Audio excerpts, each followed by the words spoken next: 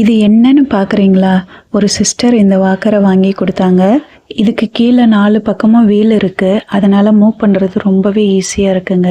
மெயினாக இது எனக்கு அவங்க வாங்கி கொடுத்ததுக்கு காரணம் என்னோட கைக்கு சப்போர்ட் கிடைக்கணும் அப்படின்றதுக்காக தான். கை முட்டி வரைக்கும் இதில் வச்சுக்கிறேங்க.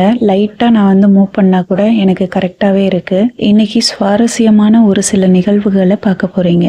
என்னோட பெரிய பையனுக்கு பொங்கல் செலிப்ரேஷன் இருக்குது. எல்லாருமே வேஷ்டி சட்டை போட்டுட்டு வரணும் அப்படின்னு சொல்லியிருந்தாங்க. லாஸ்ட் இயர் நீங்கள் பார்த்துருப்பீங்க, ஒரு வீடியோவில் மெரூன் கலர் ஷர்ட் போட்டு 2 பேருமே நின்றுருப்பாங்க பிள்ளைங்க.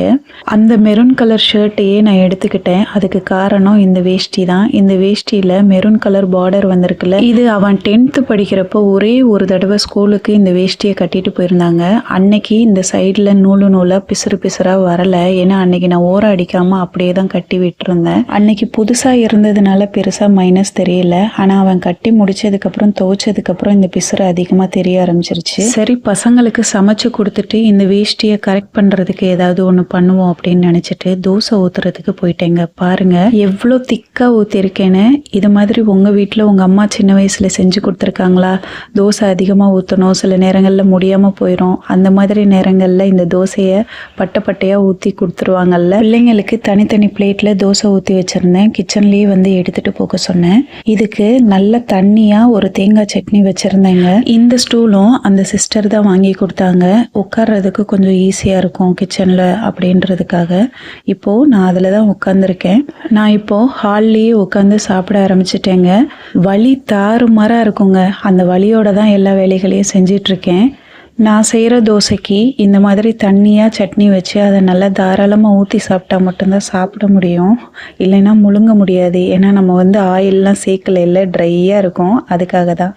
கால் எரிச்சல் எப்படி இருக்கும்னா தீக்காயம் மாதிரி கதன்னு எரியுங்க. இந்த வேஷ்டியை ஆல்டர் பண்ணணும்னு நினைக்கிறப்போ என் உடம்பு கொஞ்சம் சரியில்லை. என்னால் உட்காந்து தைக்க முடியல. அந்த மாதிரி சூழ்நிலையில் என்ன பண்ணுறது அப்படின்னு ரொம்ப நேரம் யோசித்தேன்.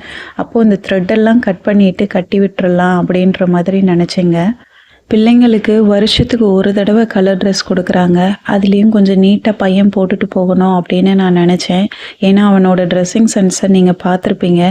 எப்போவுமே ஒரு பழைய துணி மாதிரி போட்டிருப்பான். சின்ன வயசில் நல்லாவே ட்ரெஸ் பண்ணி அழகு பார்த்தேங்க. ஆனால் இப்போ அவனுக்கு பெருசாக விருப்பம் இல்லை. நல்லா ட்ரெஸ் பண்ணிக்கணும் அப்படின்லாம் அவன் நினைக்கிறதே கிடையாது. ஆனால் நான் ஒன்று நினைக்கிறேங்க, இந்த வேஷ்டியை எப்படியாவது ஓர அடிச்சிடணும் அப்படின்னு நினச்சிட்டு மெஷின் முன்னால் போய் நிற்கிறேங்க. ஆனால் மெஷின் ரொம்ப மாசங்களாக யூஸ் இல்லாமவே இருந்தது. கரெக்டாக தைக்குமா அப்படின்றது ஒரு டவுட் இருந்தது. இருந்தாலும் மடித்து தைக்கலாம் அப்படின்னு முடிவுக்கு வந்துட்டேன். இதில் உள்பக்கம் எது வெளிப்பக்கம் எதுன்னு எனக்கு கிளியராக பார்க்கவே முடியல. இருந்தாலும் குத்து மதிப்பாக ஒரு பக்கம் மடிச்சுட்டு கையாலேயே சுற்றி தைக்கலாம் அப்படின்ற முடிவுக்கு வந்தேங்க. ஆனால் நினச்சிட்டேன், ஆனால் செய்ய முடியல. ரொம்ப கஷ்டமாக இருந்தது. இடுப்பும் முதுகும் சிவியர் பெயின் எடுக்க ஆரம்பிச்சிருச்சுங்க. இந்த மாதிரி மூவ் பண்ணுறப்ப நம்ம உடம்பு பலகீனமாக இருக்கிறதுனால தலை சுத்தலும் ஜாஸ்தியாயிருது. இந்த கிளைமேட்டில் எனக்கு வேர்க்க ஆரம்பிச்சிருச்சு பயங்கரமாக. டென்ஷனுங்க, அந்தளவுக்கு டென்ஷன். வலியில் தாங்க முடியாமல் நின்று சுற்றிட்டு இருந்தேன். இதில் வேற எப்படியாவது முடிக்கணும்னு நினச்சேன்னா அதனால தான் ரொம்ப டென்ஷன் ஆகிட்டேன். மொத்தமாக ஒரே டைமில் என்னால் தைச்சி முடிக்க முடியல. பிரேக் பண்ணி தான் தைச்சேன். இந்த பதட்டத்தில் உள் பக்கம் நமக்கு என்ன நூல் போட்டிருக்கோம் அப்படின்றத நான் பார்க்கல. ஆல்ரெடி மெஷினில் என்ன நூல் இருந்ததோ அதை வச்சு அப்படியே தைக்க ஆரம்பிச்சிட்டேன். இன்னொரு விஷயம் பாருங்க, மேலே இருக்கிற ஒயிட் நூல் தான் கீழேயும் இருக்கும் அப்படின்னு நான் இமேஜின் பண்ணிக்கிட்டேன். ஆனால் பின்பக்கம் ப்ளூ கலர் லேயரில் தையல் விழுந்துக்கிட்டு இருந்தது. அதை பார்த்துட்டு ஒரே கஷ்டமாயிருச்சு.